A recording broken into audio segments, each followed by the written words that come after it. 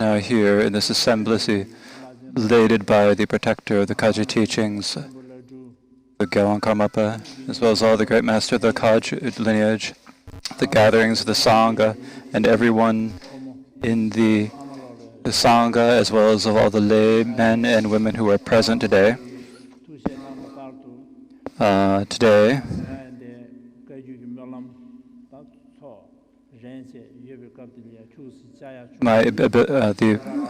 I'm delighted that I am able to come here for a short visit during this Kaji Malam today. So now I would like to offer my welcomes and Tashi Dilek to everyone on this occasion.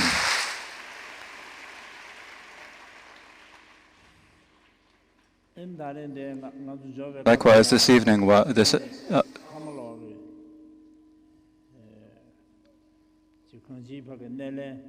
now everyone has come here to given me a wonderful welcome, and I'd like to thank everyone for such a wonderful welcome.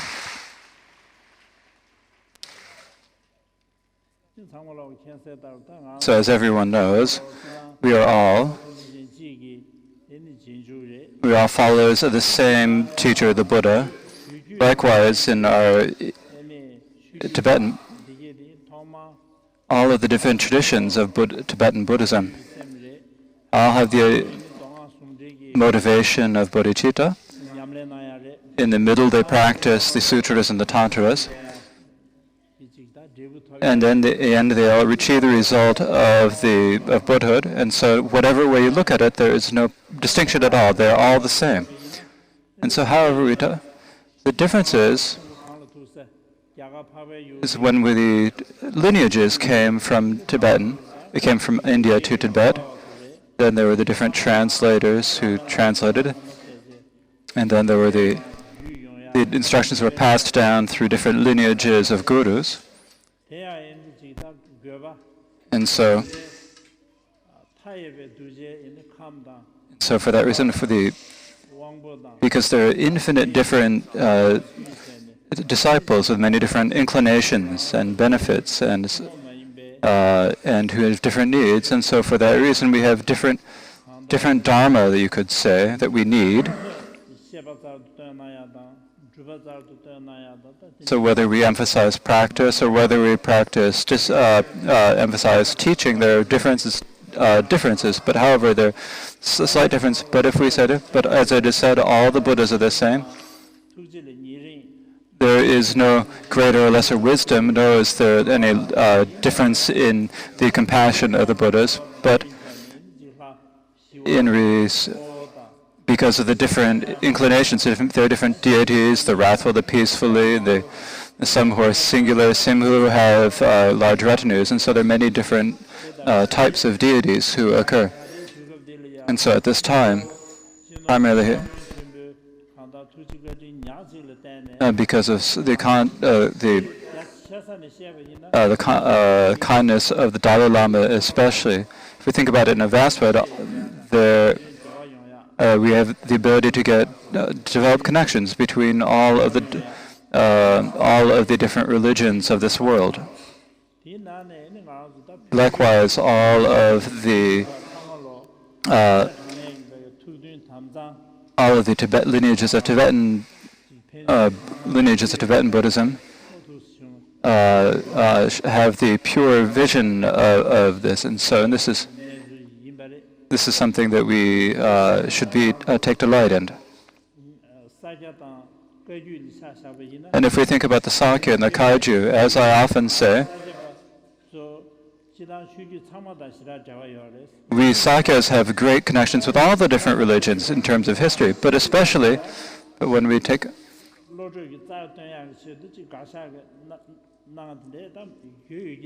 But of course, there are differences in the philosophy. Of course, when we talk about the philosophical differences, but with the Sakyas and the people who founded the lineage, the people who spread the lineage, and so all of this, so all the people who spread the Sakya lineage were great scholars, and they passed down these. And so they were the members of the Korean lineage, and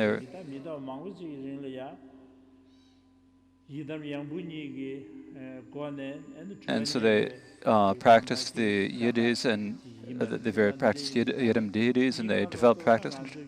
And the Nyingpa, and so the Nyingma lineage is like the ancestor of all the dharmas. Then during the time of Kun Kunchen Gyabo, seeing that it was time to benefit beings, the Palden Sakya, the glorious Sakyapa, founded the Sakya lineage. And so the different, so the Kaiju and the Sakyapa are therefore like children who were born at the same time. So the place that we come from is the same place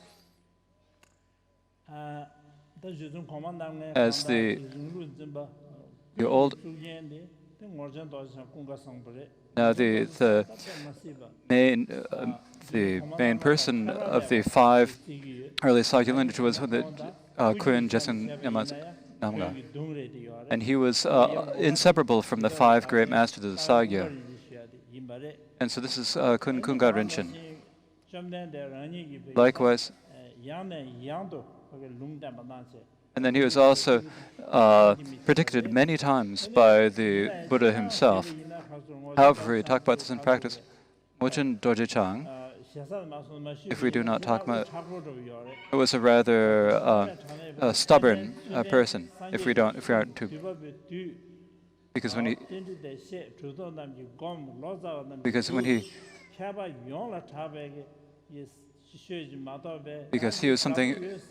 he was very insistent, he was very careful about all the practice, all the translation, and all of the study that went at that time.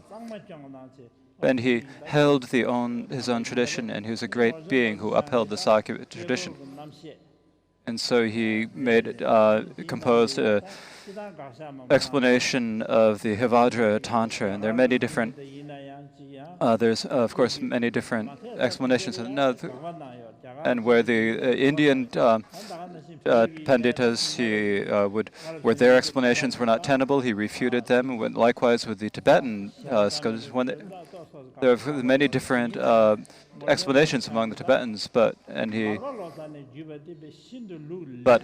he always said that the tradition that came down from Marpa the translator was wonderful and excellent, and he never refuted it. Likewise, when you look at the Sakya texts, for example, in each of the Gelugpa monasteries, for example, each monastery has its own set of texts. Similarly, in the Sakya tradition, we have many different sets of texts that we use.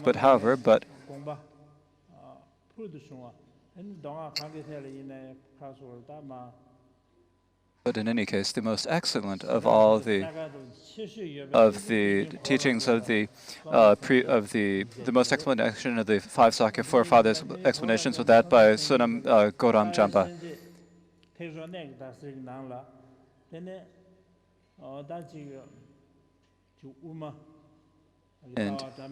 And in one of his books, he described all of the different Madhyamaka vows, the view of being free of any elaborations, as it was described by the great Tibetan translators, was described by the Sakya masters, and it's described by Milarepa. And he said that this is described by all of them in unison. So the same view. Now, of course, there's no surprise that the view is the same. So the same. Of course, there are differences in the ritual practices. There are different ways that we play the cymbals and play the drums. These different from every different monasteries have slightly different rituals. Sometimes even because the difference in language or the dialect, the difference is because if you talk about the people who come Tupa or the people who come from Amda, they have different dialects. So if we say, the way that we play the cymbals are different, the way we play the difference is different, but actually the meaning comes down to the formula. It comes down to be the same. And so in this respect, all of our lineages are exactly the same. Likewise, the previous Karmapa, the 16th Karmapa, I met him when I was young in Lhasa. There was a great. I was very young at the time, but there was a meeting held in Lhasa, and so I came at that time. But the Karmapa was very, very kind to me and cared for me very well. He was very kind to me. Likewise, once I came to India, I've had the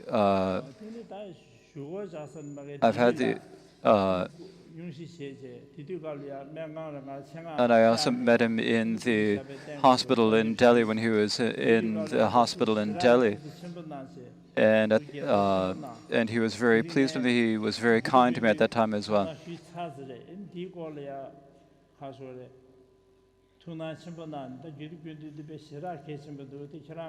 And so he said, and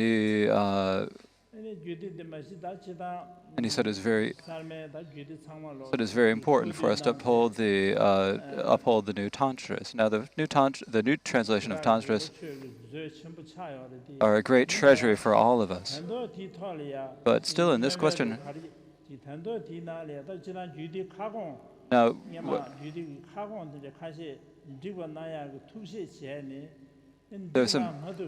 there are some different. There are several different tantras that are not included in the four tantras, and that are included in different texts that were not included in the actual collections. So we do need to collect all of these. He gave me this, and he asked me about this. He was very kind to me and asked me this. Now, likewise, generally, all of us, there are the great masters appeared in the end, in later times, and he was very kind to They're very kind to all of us. Because whether we have the different, there are all of the traditions that come down through the different treasuries that were done. These were the collections by Jamin Kensei Wombo, Jamgon Kongtrul that now have been passed down to us through their kindness. And if these were something that we need to gather now, we would not even know what empowerments there were to give or how to do this. But at this time, we are able to, they're just ready for us to practice, and this is their kindness. In particular, Jamin Kongtrul was especially kind for us. If we think about it from our terms of Sakyas, for the Sakyas, we have the 9 cycles of the path, and above the first of these is the path and the result, Lamje. And the Lamje has been the primary tradition of instruction in the Sakya tradition. There have been many instructions and instruction manuals and given about it, and notes about this. There are many different texts on this, but however, for the later ones, these are the instructions of the Indian masters that were given down into the Sakya lineage, and the root, and the root of this is the Indian text. Then above that, there are the great forefathers. There are short commentaries on these. And most of these are merely only have the tradition of the Lung transmission, but Jamgon Rinpoche received them and he taught them.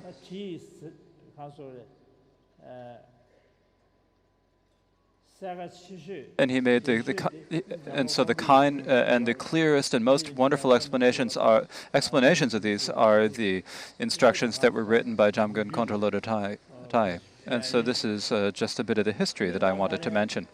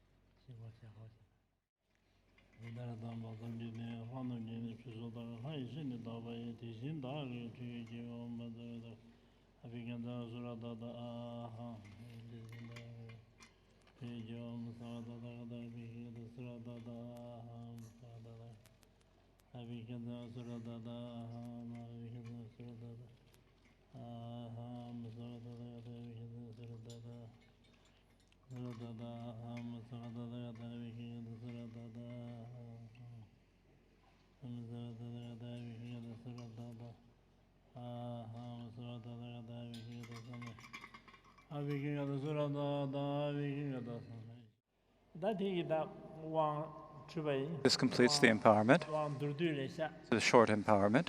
So that completes the actual part of the empowerment. So now, as I said before, We are all the followers of the same teacher, and in particular, Gyeongwon Karmapa, the previous Gyeongwon Karmapa, was extremely kind to me when I was young, extremely kind to me when I was young, and he took care of me with great kindness. Now the 17th Karmapa also, I met him first in the Dalai Lama's residence in Dharamsala, and at the time I've met him at various different long life offerings and so forth, particularly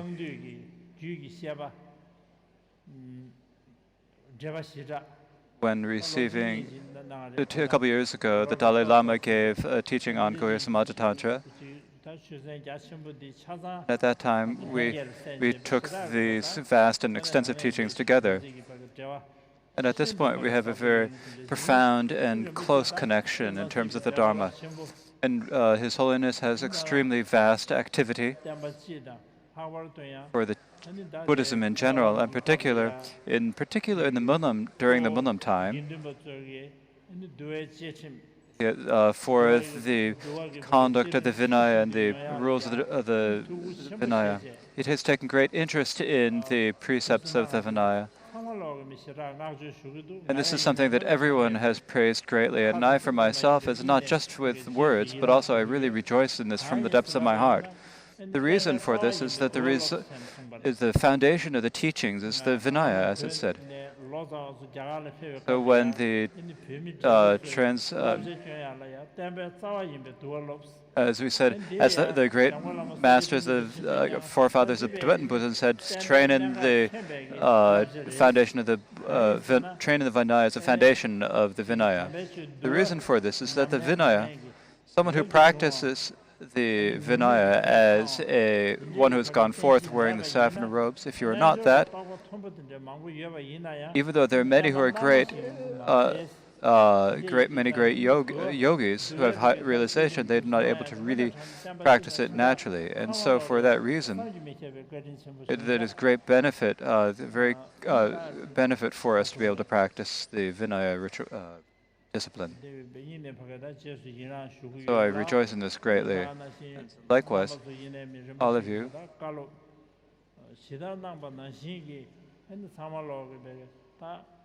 please, all of you, just as His Holiness has requested, please put this into practice just as He has instructed you.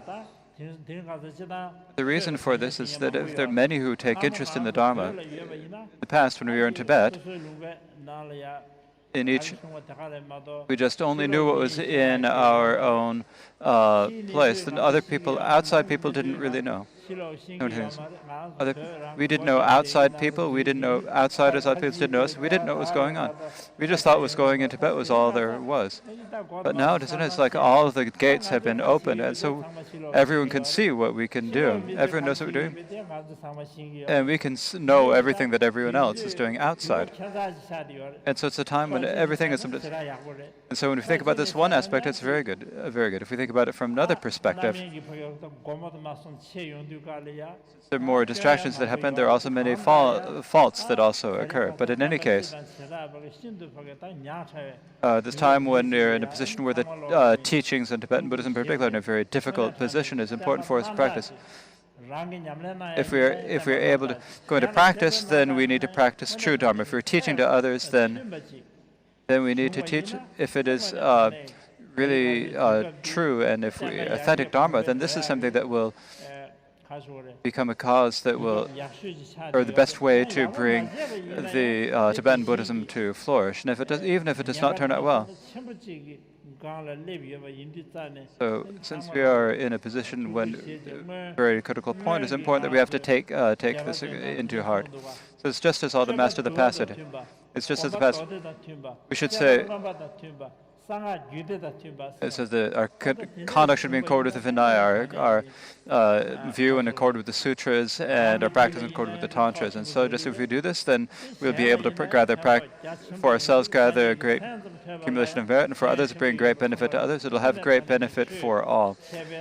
And so, when we're teaching the Dharma, if we go. And if we are able to teach Dharma everywhere, then this is extremely a great sign of virtue. So please, everyone, keep this in mind.